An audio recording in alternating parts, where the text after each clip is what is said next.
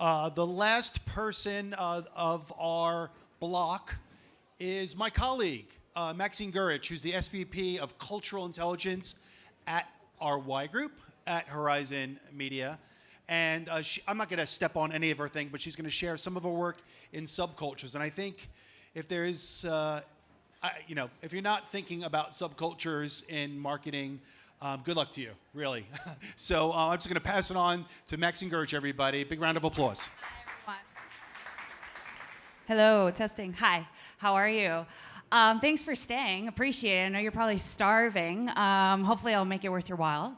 I'm here to talk about Gen Z subcultures. We are, first and foremost, just shameless plug, the Y Group. We focus on cultural intelligence and insights and strategy, maximizing cultural relevance for our clients. We also work on thought leadership that hits a little different, not as different as nonfiction. That was amazing. But we do focus very much on Gen Z. And the reason why this particular study hit different is actually because we really believe that in order to be relevant and stay cool with Gen Z, you have to nourish their niche. You can't be afraid of niche communities. You have to embrace niche communities. And we know that that's actually scary for marketers because you sort of understand that, well, I don't have millions of dollars to reach millions of niche communities, but I'm going to tell you how to actually be a little more cost effective, get in deep with these communities, and really learn and grow with them.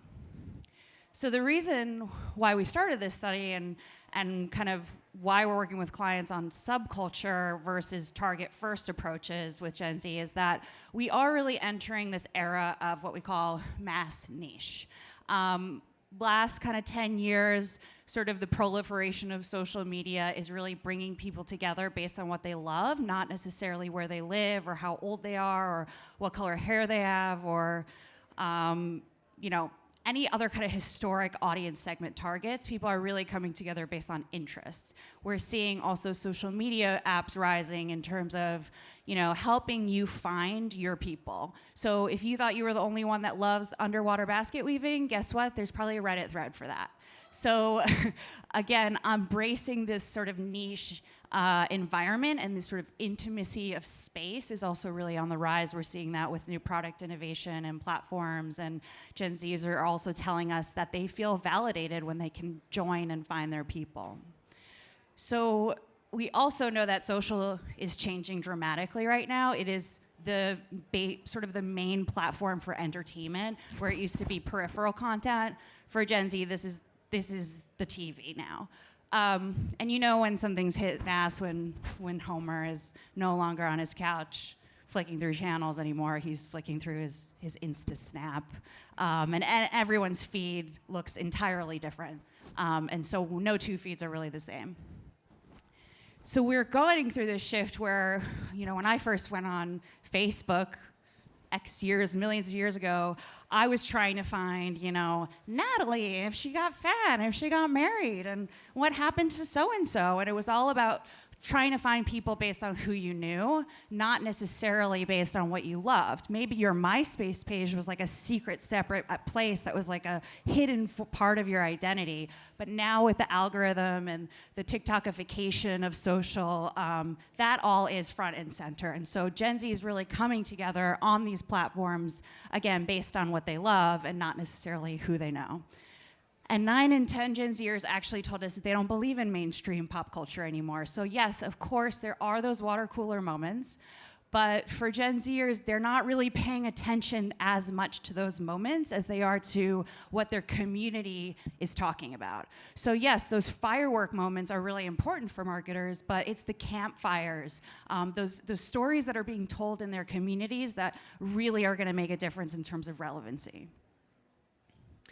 It also means that there isn't a mass culture and there also isn't a counterculture anymore. Subcultures used to be about being anti-mass society, right? Going against the grain. If you were a punk rocker or, any kind of commitment to any of these kind of subcultures, that was your entire identity. That's actually not true anymore. So Gen Zers are fluidly moving across subcultures. They're also not necessarily against anything anymore because there might not be anything to be against, right? There's so many different ways of living. There's so many different cultural norms.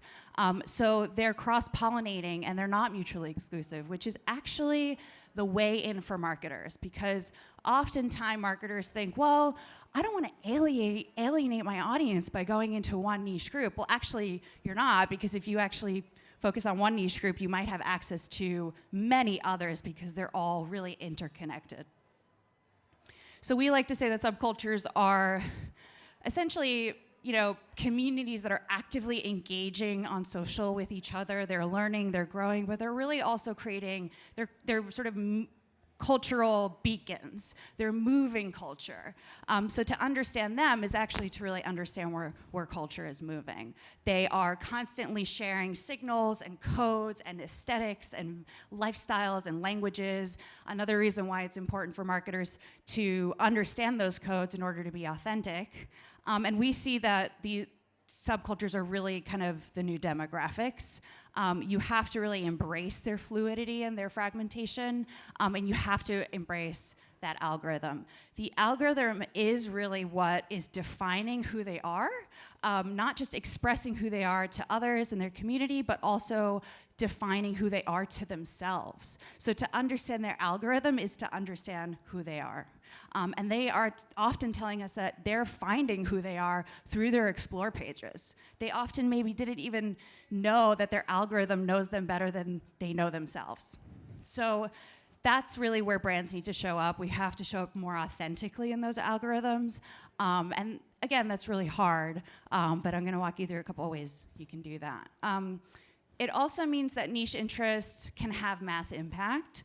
You have Kai Cenat, who decided to show up last year at Union Square and broke Union Square and created a mass chaos when people who were just going about their day probably had no idea who this person was.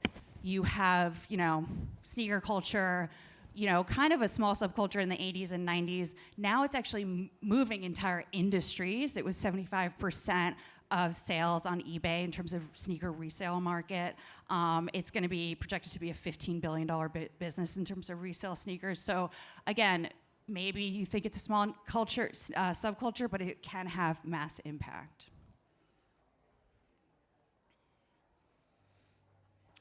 We also found that on average, Gen Zers told us that they were part of at least, or on average, 20 different fandom and interest-based communities. That is that they don't want to commit. They're very non-committal, but they want to make sure they're going in and out because that is actually how they gain social currency. It's also a way for them to stand out. A Gen Zer told us that there is actually real pressure right now to stand out in order to fit in.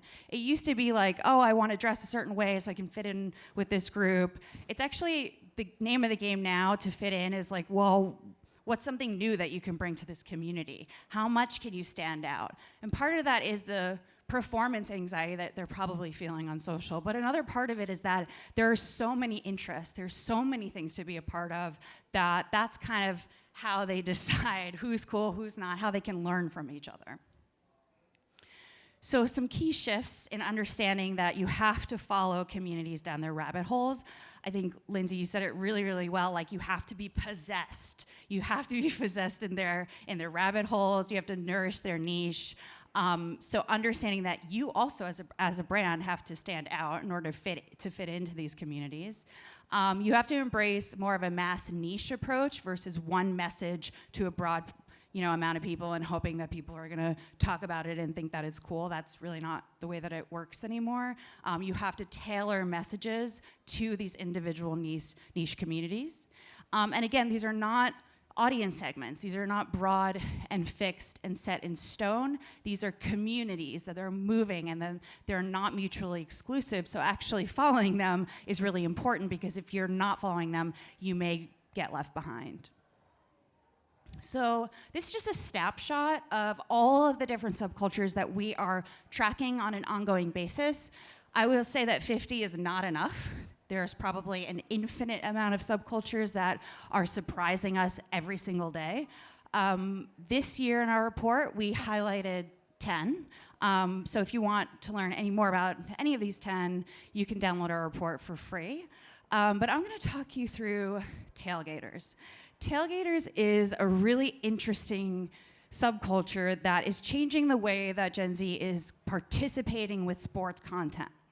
So TALE, obviously, these are people that are obsessed with not the game itself, but the tales around the game, the sports opera, everything in terms of fashion, in terms of music, in terms of the drama around the sports and the athletes. That is what's bringing this group in. And oftentimes these creators are actually really the new kind of sports reporters of what's happening on the ground, not just about the game, but again, about the peripheral content, which is now the main star. So we see very kind of different ways of how this is manifesting. We're seeing actually a lot of more of Gen Z sports content that is long form, even long form on TikTok. We're seeing fanfic romance novels about beefy NFL players, and there's actually a fanfic talk where people actually create their own stories based on football players that they really love. And then you have animated NFL hits like Radiant Heights, who is now on its 7th season, that features sports athletes, fictional and non-fictional, that are, again, the content has nothing to do about the sport itself. It's really just like funny situations that they get involved in. So I'm gonna play you 2 examples. One is fact social storytelling, which is all about breaking the complexity of the game or an athlete and bringing it to you in an entertaining way. I've been trying to tell my non-sports fans friends for the longest time that the NBA is literally just reality TV involving dudes who are very good at basketball. Welcome back to my NBA drama recaps, where I recap all the drama in the NBA every week in the form of reality TV show. Previously, in the National Basketball Association. After over a decade of staying loyal to the Wizards, Bradley Beal finally won it out, and he got it. Washington stupidly added a no-trade clause to Bradley Beal's contract just to show how much they loved him and trusted him, which meant that as long as his contract was still going on, Beal could literally veto any trade that they tried to do involving him. So the Wizards gave away Bradley Beal, a very talented player, for Chris Paul, Landry Shamet, and a bunch of picks. We don't know exactly how Bradley Beal uses to his advantage, but we do know that his agent is the son of the Phoenix Suns CEO, so make of that as you will. I mean, there's just like a lot of information, like very quickly, and I'm entranced every time I watch it. And then athletes fit. Fashion and athleticism is booming, that intersection right now.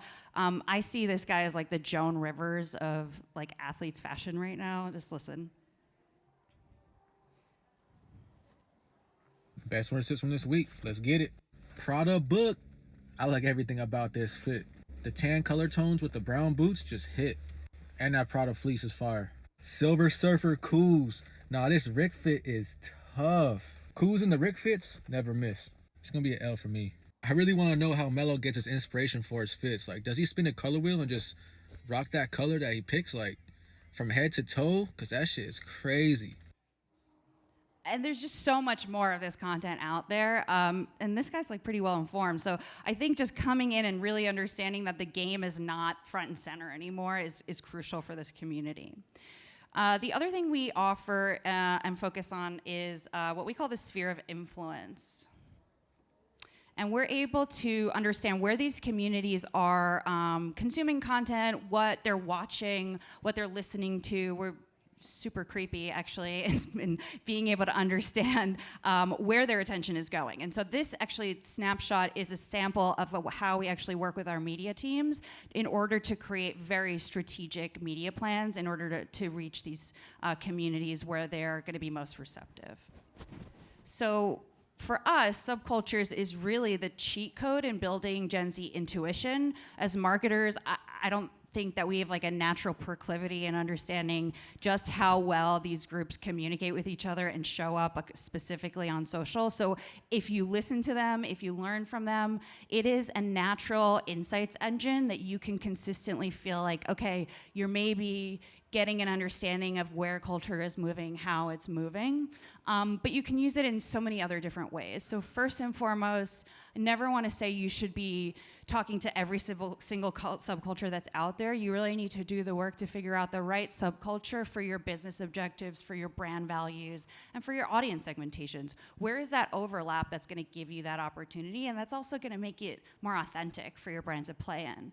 So once you've established that, I would say, handful, 10. You want to start testing and learning, putting out content across many different subcultures with tailored messages and seeing how they're performing, how is the engagement rate going. Maybe you double down on a couple of messages that are working, and you do some above the line creative with that message. So again, it can be a constant feedback loop as well. We use it for comms planning and bringing media teams and creative teams together in one roof so that they're actually focusing on one North Star. With media activations, we also use it for smarter influencer casting and creator briefs. So really runs the gamut from using it as a creative brief to a media brief to 360 media activation. So 2 case studies. First, I'll talk about ESPN. So we have an affiliate company called Blue Hour Studios that focuses on social and influencer content.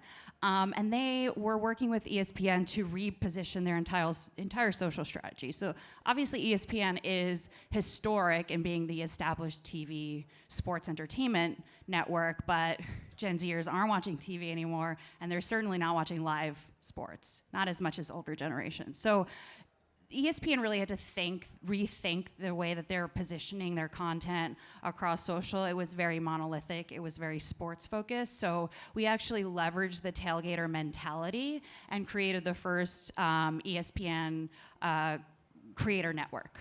And these creators were very focused, again, on the entertainment around the game. They had very niche interests around the game, and that actually allowed the content to be more culture forward and more personalized. And then lastly, Impossible Foods. So Impossible Foods is actually running up against a ton of competitors now. It is a very crowded market. They really needed to reinvigorize their current customer base. So we decided to take a different approach, and we actually selected subcultures that were target informed, and we used that to brief PR, media, creative, all in one room, all in one day, and it actually led to their 2025 planning around these subcultures to get new culturally relevant moments and ideas into the market. So many different ways to take inspiration from these subcultures, but 3 main watchouts that I will leave you with today, which is that you have to make sure if you're reaching these subcultures, you have to participate and add to the conversation. You can't just sell, sell, sell, sell. You have to make sure that they're learning from you, and you have a right to be within these communities. You have to plus up the conversation. Don't just come in and out and do one campaign and never talk to them again. They will know that. You don't want to be that Steve Buscemi in the room that's like, hey guys, I belong here. And then build that frequency, build the algorithm, learn from them, understand how to optimize your content to reach as many niche subcultures as you can. So thank you so much. All right, stay here. We have a little bit of time for 1 or 2 questions. Now, I know it's lunchtime, and I'll tell you all about that in 2 seconds, so we're not going to be long. Any questions anybody want to raise? Yes, please. Oh, I guess I'm supposed to be that guy again. I like this stage. Looking at subcultures, for some of these bigger brands they're not easily monetized or putting value to them, because what you're trying to do is light a fire and then have it. You were talking about it impacting multiple bigger audiences, so lighting these little campfires should be able to do it. Do you all talk about how to value them or predict their ability to actually impact the larger sort of traditional media targets? So what we do is we have our own audience segment targets that we build within our media platforms and analytics. And what we do is we try to find the subcultures that are within those targets so that they're not completely separate. And that, I think that's the way to do it, is just to make sure that the segments that you have are actually participating in these subcultures, if it makes sense for that audience. Not all audiences are participating in the subculture. Any other questions? All right, well, I'm going to do some housekeeping for a sec. Thank you, Maxine, everybody. Maxine Gurevich.